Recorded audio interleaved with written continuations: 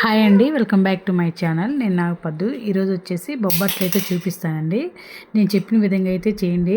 Sponge లాగా మెత్తగా బాగా పొంగి వస్తాయండి, చాలా బాగుంటాయి. సో ఇప్పుడు తినాలనిపిస్తే అప్పుడు చేసుకోవచ్చు కూడా. నేను చూపించిన విధంగా అయితే ట్రై చేయండి, చాలా బాగా వస్తాయి. ఈ బొబ్బట్లు చేయడం రాని వాళ్ళకి కూడా ఈజీ ప్రాసెస్ అండి, నేను చూపిస్తాను. నేను ఒక కప్పు పచ్చిశనగపప్పు అయితే తీసుకున్నాను అండి. ఈ పచ్చిశనగపప్పు అనేవి ఒక అరగంట కానీ గంట కానీ నానబెట్టుకోవడం బెస్ట్. అదేవిధంగా 2 కప్పులు అయితే పిండి అయితే తీసుకున్నాను. 1 కప్పు గోధుమ పిండి, 1 కప్పు మైదా పిండి అయితే తీసుకున్నాను. గోధుమ పిండి తక్కువగా ఉండటం వల్ల అలా తీసుకున్నాను. ఒక చిటికెడు పసుపు, సాల్ట్ వేసుకొని చపాతీ పిండిలాగా కలుపుకోవాలండి. కానీ అంత గట్టిగా కలపొద్దు, లూజ్గా కలుపుకోవాలండి. కలిపి పక్కన పెట్టుకుందాం. ఒక స్పూన్ నెయ్యి కూడా వేసుకొని సాఫ్ట్గా అయ్యేలా గట్టిగా ప్రెస్ చేసి మంచిగా అయితే కలుపుకోవాలండి. తీసి ఒక పక్కన అయితే పెట్టేద్దాం. మూత పెట్టేసుకొని ఒక హాఫ్ అన్ అవర్ నానిద్దాం. ఈలోపు ఇవైతే నానేయండి పచ్చిశనగపప్పు. సో వీటిని అయితే ప్రెషర్ కుక్కర్లో పెట్టేసి 3 విజిల్స్ వచ్చే వరకు ఉంచుదాం. మళ్ళీ ఒకసారి పిండి కలుపుకొని చూద్దాం. విజిల్స్ కూడా అయిపోయాయండి, చూస్తున్నారు కదా. ఈ వాటర్ అన్ని వంపేసుకొని, వాటర్ అయితే చారు పెట్టుకోవచ్చు, తర్వాత చూపిస్తాను నేను. సో వాటిని మిక్సీ చేసుకొని మెత్తగా పౌడర్ చేసి పెట్టుకున్నాను. సో బెల్లం తీసుకున్నాను అండి, కడాయిలో వేసుకొని కప్పుకి కప్పుకున్నారు బెల్లం వేసి సరిపోద్ది. దాన్ని కరిగించుకున్న తర్వాత మనం మిక్సీ జార్లో ఏ విధైతే వేసుకున్నామో పప్పు, ఆ పప్పు అంతా కలిపేసి బాండీలో అయితే వేసేసుకోవాలి. ఉండలు లేకుండా మెత్తగా అయితే మొత్తం కలిపేసుకోవాలండి, మొత్తం కలవాలి. కలుపుకున్న తర్వాత ఇందులోనే 1 స్పూను యాలకుల పొడి, 1 స్పూను ఇవి ఉంటాయి కదండి సోంపు వేసాను. సోంపు టేస్ట్ అయితే ఎవరికైనా గ్యాస్ ట్రబుల్ అలా ఉన్నా సరే పోద్దండి.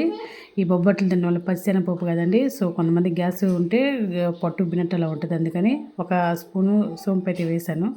అలాగని మాకు గ్యాస్ ట్రబుల్ ఉందని కదండి. సో 1 స్పూను యాలకుల పొడి పౌడర్ కూడా వేసాను.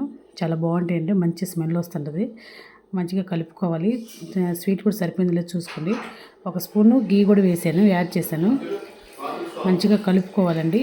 కంటెస్టెన్స్ మొత్తం కలిసిందో లేదో చూసుకొని స్టవ్ ఆపేసేసి ఒకసారి పక్కకైతే పెట్టేసుకుందాం. ఈలోపు ఏ పిండి అయితే ఉందో కలిపిన పిండి ఉంటుంది కదండి, అదైతే మనం ఒక అప్పాలాగా ప్రిపేర్ చేసుకొని దాంట్లో అయితే పిండి పెట్టేసుకొని రౌండ్ ఆఫ్ లాగా లోపల స్టఫింగ్ లాగా ఈ పిండి అయితే పెట్టేసుకోవాలండి.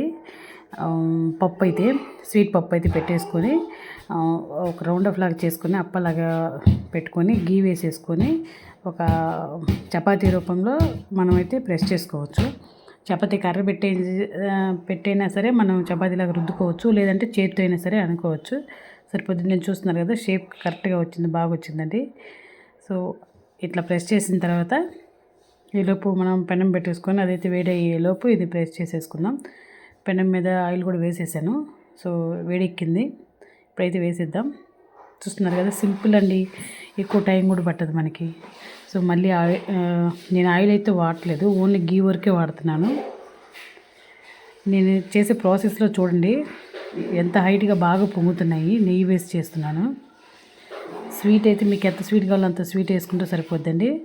జస్ట్ దీనికి ప్రాసెస్ కూడా పెద్దగా ఏం లేదండి. పప్పు ఉడికించుకోవడం, బెల్లం పెట్టుకోవడం, ఆ పప్పు మిక్సీకి వేసుకొని ఈ బెల్లంలో కలిపేసుకోవడం, ఇప్పుడు చపాతీ పిండిలాగా చపాతీ కలిపేసుకోవడం అంతే. గోధుమ పిండి అయినా వాడుకోవచ్చు, మైదా పిండి అయినా వాడుకోవచ్చు. ఇంతే అండి ప్రాసెస్, ఏం లేదు, కష్టం కూడా ఏం లేదు. ఈ బొబ్బట్లు రన్నులు కూడా ఎవరు ఉంటారండి. చూడండి ఎంత బాగా పొంగుతున్నాయో, మెత్తగా స్పాంజ్ లాగా ఉంటాయి.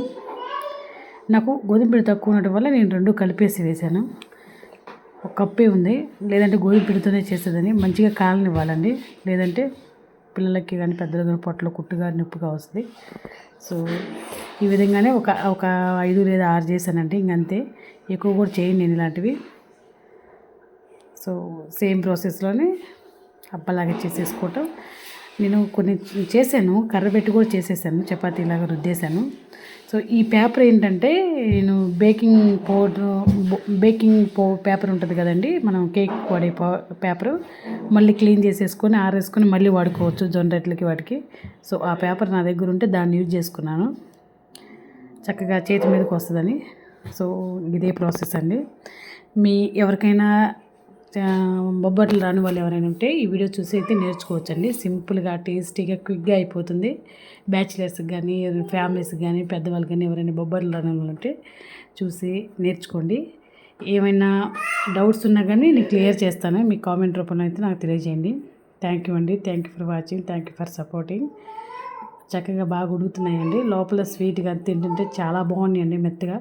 కానీ చేసిన వెంటనే ఏం చేయాలంటే మీరు హాట్ బాక్స్లో కానీ ఏదైనా మూత పెట్టేసి ఉంచితే కొంచెం మెత్తగా ఉంటాయి. ఒకవేళ గాలి గిన్నెకి ఉంచారనుకోండి, గాలి అంటే గట్టిగా పోతాయి.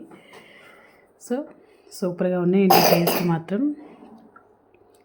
సో నేనైతే చేసేసి హాట్ బాక్స్లో అయితే పెట్టేశానండి. That's for mini blog. Thank you అండి.